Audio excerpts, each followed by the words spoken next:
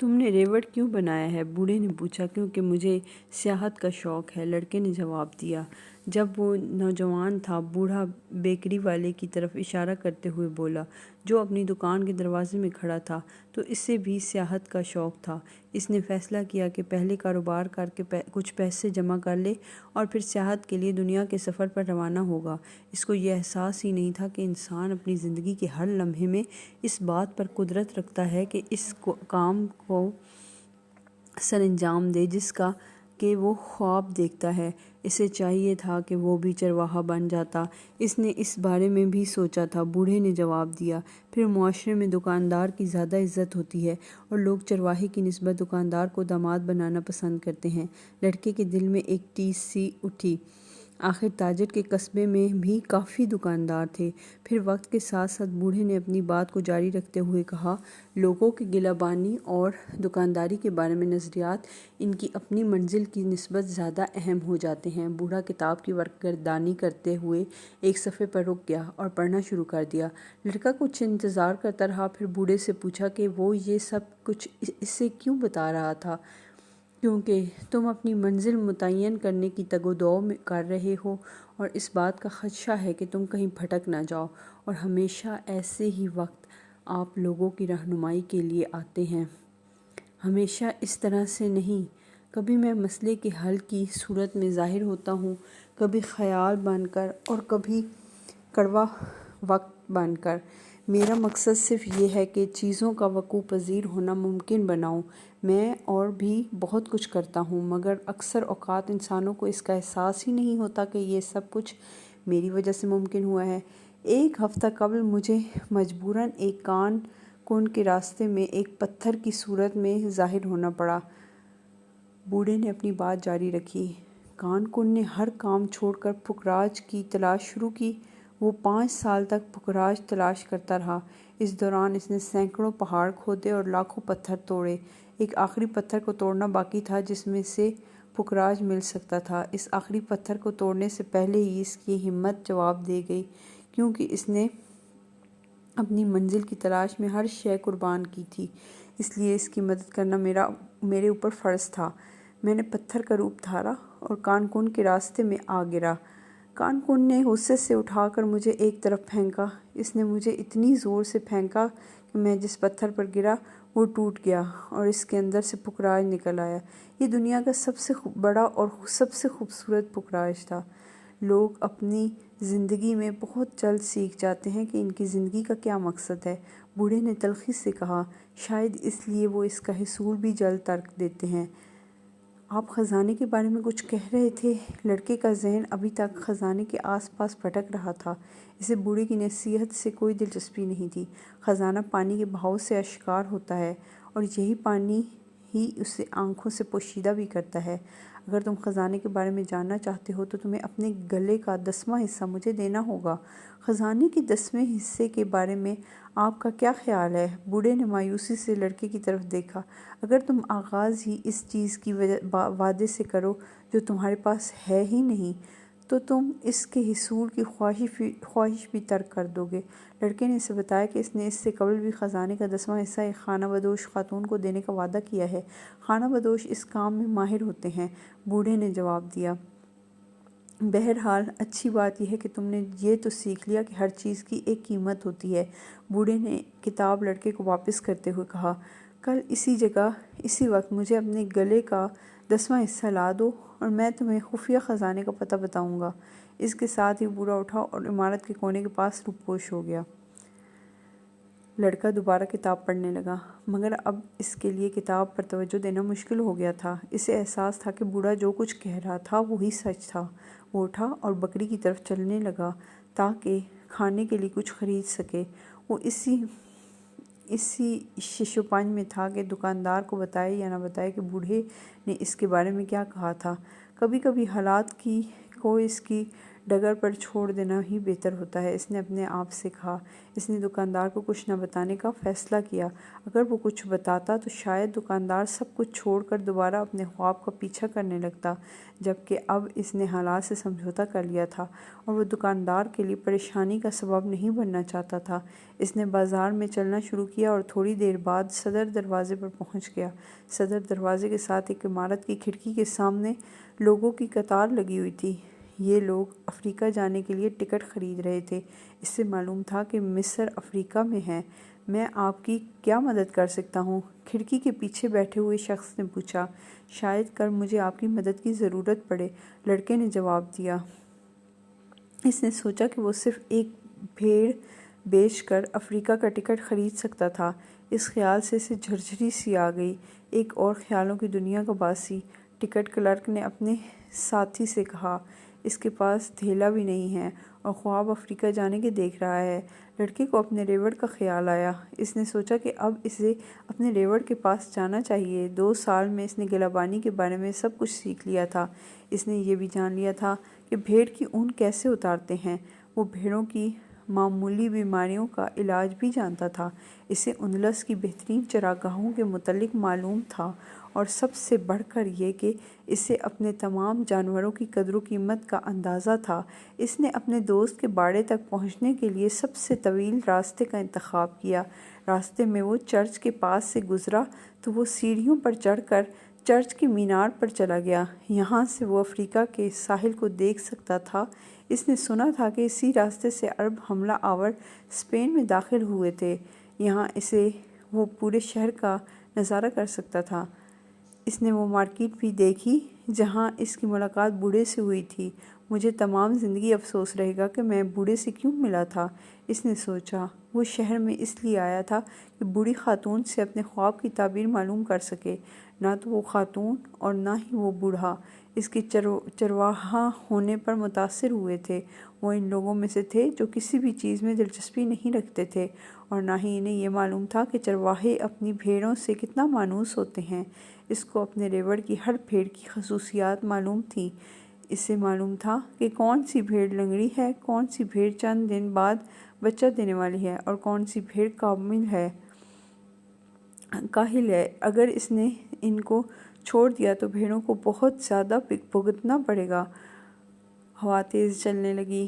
وہ ہوا سے بھی واقف تھا۔ اندلس میں اس کا نام لیوانتر ہے کیونکہ یہ لیوانت کی جانب سے چلتی ہے۔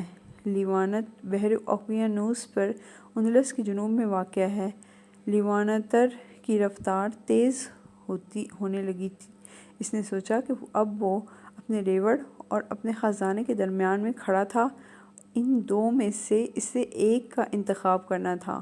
پھر تاجر کی بیٹی بھی تو تھی، مگر وہ اتنی ہی اہم نہیں تھی جتنا کہ اس کا ریوڑ، کیونکہ اس لڑکی کا انحصار اس کے ریوڑ کی طرح لڑکے پر نہیں تھا، اور شاید اسے تو میں یاد بھی نہ ہوں، اس نے اپنے آپ سے کہا۔ اس کو تو شاید اس بات کا احساس ہی نہ ہو کہ میں اس سے کس دن ملا تھا، کیونکہ اس کے لیے ہر دن ایک جیسا تھا اور تمام دن ایک جیسے اس لیے ہوتے ہیں کیونکہ لوگوں کو ہر دن میں ہونے والی اچھی چیزوں کا احساس نہیں ہوتا۔ میں نے اپنے ماں باپ کو چھوڑا، اپنے قصبے کو چھوڑا، اور وہ لوگ شاید میری غیر موجودگی کے عادی بھی ہو گئے ہوں گے۔ اسی طرح بھیڑیں بھی میری غیر موجودگی کی عادی ہو جائیں گی، اس نے سوچا۔ لیوانتر اور تیز ہو گئی تھی۔ اس کی شدت سے وہ اپنے چہرے پر محسوس کر سکتا تھا۔ اسی لیوانتر کے ساتھ کبھی عرب فاتح آئے تھے اور اس کے ہی دوش پر ان لوگوں کے پسینے اور خوابوں کی خوشبو بھی آتی تھی جو اپنے اپنے خزانے کی تلاش میں صحرا کی جانب روانہ ہوئے تھے۔ اسے ہوا کی آزادی سے حسد ہونے لگا۔ اسے بھی اس طرح ہوا کی طرح آزاد ہونا چاہیے تھا۔ اب بھی شاید اسے روکنے والا کوئی نہیں تھا اس کے پاس اس کے اپنے سوا۔ اس کا ریوڑ، تاجر کی بیٹی اور اندلس کی چراگاہیں اس کی منزل کی جانب صرف ایک قدم کی حیثیت رکھتے تھے۔ دوسرے دن لڑکا بوڑھے سے ملاقات کے لیے اپنی 6 بھیڑوں کے ساتھ موجود تھا۔ مجھے حیرت ہے کہ میرے دوست نے باقی کی بھیڑیں فوراً کیسے خرید لیں، اس نے بوڑھے سے کہا۔ اس کا خیال ہے کہ ریوڑ بنانا اس کا ہمیشہ سے خواب تھا۔ اس نے اپنی بات جاری رکھی۔ یہ ایک نیک شگون ہے، بوڑھے نے جواب دیا، اور یہ ہمیشہ سے ایسے ہی ہوتا آیا ہے۔ اس کو موافقت کا اصول کہتے ہیں۔ جب تم پہلی دفعہ تاش کے پتے کھیلو تو تمہیں اپنی جیت کا پختہ یقین ہوتا ہے۔ اسے شروعات کی جیت کہتے ہیں۔ ایسا کیوں ہوتا ہے؟ لڑکے نے سوال کیا۔ وہ غیر مرئی طاقت ایسی ہوتی ہے جو چاہتی ہے کہ انسان کو اپنی منزل تک پہنچائے۔ یہ طاقت انسان میں جیتنے کی خواہش ابھارنا چاہتی ہے۔ بوڑھے نے بھیڑوں کا معائنہ شروع کیا۔ ان میں سے ایک لنگڑی تھی۔ لڑکے نے بتایا کہ اس کی لنگڑاہٹ معمولی ہے، ورنہ بھیڑ بہت ذہین ہے اور سب سے زیادہ اون بھی دیتی ہے۔ خزانہ کہاں ہے؟ اس نے بوڑھے سے استفسار کیا۔ مصر میں، اہرام کے پاس۔ لڑکے کو حیرت ہوئی کہ بوڑھی خاتون نے بھی یہی کچھ کہا تھا، مگر بدلے میں کچھ نہیں لیا تھا۔ خزانے کو ڈھونڈنے کے لیے تمہیں نشانیاں پہچاننا ہوں گی، بوڑھے نے کہا۔ خدا نے ہر انسان کے لیے ایک راہ متعین کی ہے، تمہیں اس راہ کو پہچاننے کے لیے صرف نشانیوں کو پہچاننا ہوگا۔ اس سے قبل کہ بوڑھے کی بات کا کوئی جواب دیتا، ایک تتلی اڑتی ہوئی اس کے اور بوڑھے کے درمیان سے گزری۔ اسے اپنے دادا کی بات یاد آ گئی، جس نے کہا تھا کہ تتلی اچھا شگون ہے۔ اس کے علاوہ حشرات، چھپکلیاں اور 4 پتوں والے کلوور بھی۔ ہاں بالکل، یہ اچھی علامت ہے۔ تمہیں دادا نے صحیح کہا تھا، بوڑھے نے اس کے ذہن کو پڑھتے ہوئے کہا۔ بوڑھے نے اپنی صدری کھولی تو لڑکا حیران رہ گیا۔ بوڑھے نے سونے کی زرہ پہنی ہوئی تھی جس پر قیمتی پتھر جڑے ہوئے تھے۔ اسے گزشتہ روز بوڑھے کی چھاتی سے نکلنے والی خیرہ کر دینے والی روشنی یاد آ گئی۔ بوڑھا واقعی کوئی بادشاہ تھا اور رازنوں سے بچنے کے لیے ایسا روپ دھار رکھا تھا۔ یہ لو، بوڑھے نے ایک کالے اور سفید رنگ کا پتھر لڑکے کو دیتے ہوئے کہا۔ ان کو یوریم اور تھومیم کہتے ہیں۔ سفید کا مطلب ہے ہاں اور کالے کا مطلب ہے نہ۔ جب بھی تم نشانیوں کو سمجھنے میں دقت محسوس کرو تو یہ تمام تمہاری مدد کریں گے۔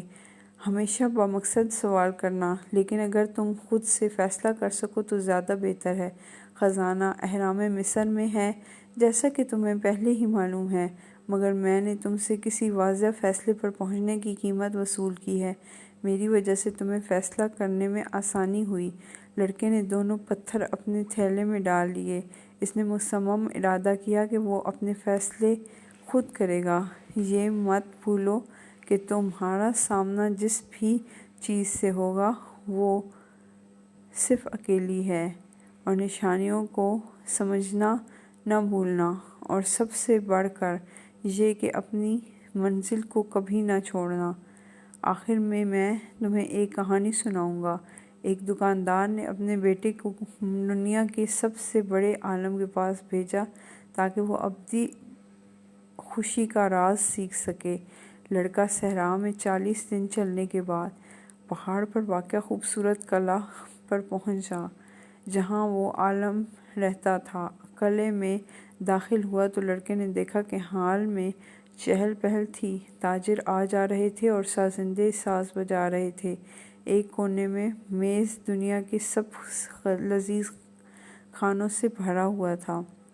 عالم سب لوگوں کی بات باری باری سن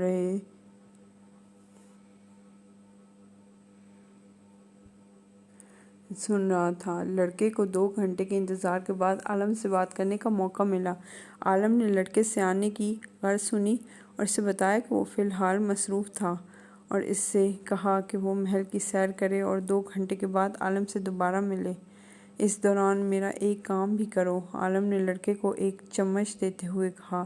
چمچ میں چند بوند تیل تھا۔ یہ چمچ اپنے ہاتھ میں رکھو اور خیال کرنا کہ یہ تیل گرنے نہ پائے۔ محل کی سیڑھیوں پر چڑھتے اترتے ہوئے لڑکے کی نظریں مسلسل چمچ پر لگی رہیں۔ 2 گھنٹے بعد وہ عالم کے پاس دوبارہ گیا۔ تمہیں ایرانی پردے کیسے لگے اور باغ کیسا لگا جو ماہر کاریگر نے 10 سال کی شبانہ روز محنت سے بنایا ہے؟ عالم نے لڑکے سے سوال کیا۔ لڑکے کو شرمندگی ہوئی، اس نے تو محل میں کچھ بھی نہیں دیکھا تھا۔ اس کی تو تمام تر توجہ چمچ میں موجود تیل میں تھی کہ کہیں تیل نہ گر جائے۔ تو پھر جاؤ اور دوبارہ میرے محل کو غور سے دیکھو۔ جب تک تم آدمی کا گھر نہ دیکھ لو تو تم اس پر اعتماد کیسے کر سکتے ہو؟ عالم نے لڑکے سے کہا۔ لڑکا چمچ پکڑ کر دوبارہ محل کی سیر کو نکل گیا۔ اس دفعہ وہ واقعی محل کی خوبصورتی سے متاثر ہوا۔ چھت پر میناکاری کمال کی تھی، باغ اپنی مثال آپ تھا، غرض ہر چیز اپنی جگہ خوبصورتی کا مکمل نمونہ تھی۔ عالم کے پاس دوبارہ آنے پر اس نے محل کی خوبصورتی کی مکمل تصویر کشی کی۔ لیکن تیل کہاں ہے؟ عالم نے پوچھا۔ لڑکے نے چمچ کو دیکھا تو وہ تیل سے خالی تھا۔ میری صرف ایک ہی نصیحت ہے، عالم نے کہا۔ خوشی کا راز یہ ہے کہ دنیا کی رونقیں جی بھر کر دیکھو، مگر چمچ میں موجود تیل کو کبھی نہ بھولو۔ چرواہا خاموش رہا۔ بوڑھے بادشاہ کی کہانی اس کی سمجھ میں آ گئی تھی کہ چرواہا چاہے سیاحت میں مصروف رہے مگر اسے اپنی بھیڑوں کو نہیں بھولنا چاہیے۔ بوڑھے نے چرواہے کو غور سے دیکھا، اس کے سر پر اپنی دونوں ہاتھوں کو پھیرا اور پھر اپنی بھیڑیں لے کر روانہ ہو گیا۔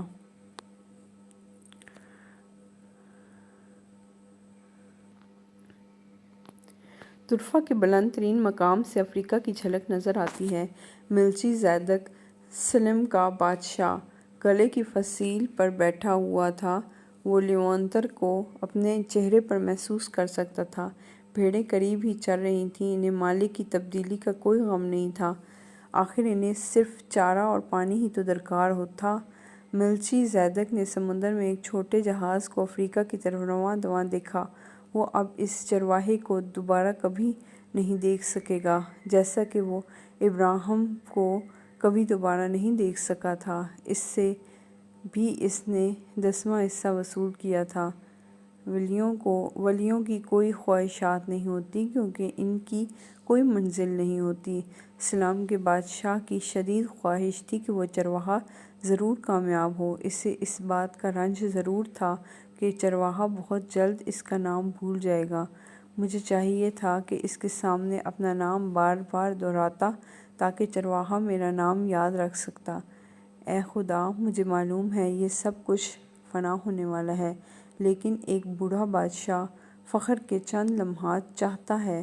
اس نے آسمان کی طرف دیکھتے ہوئے کہا۔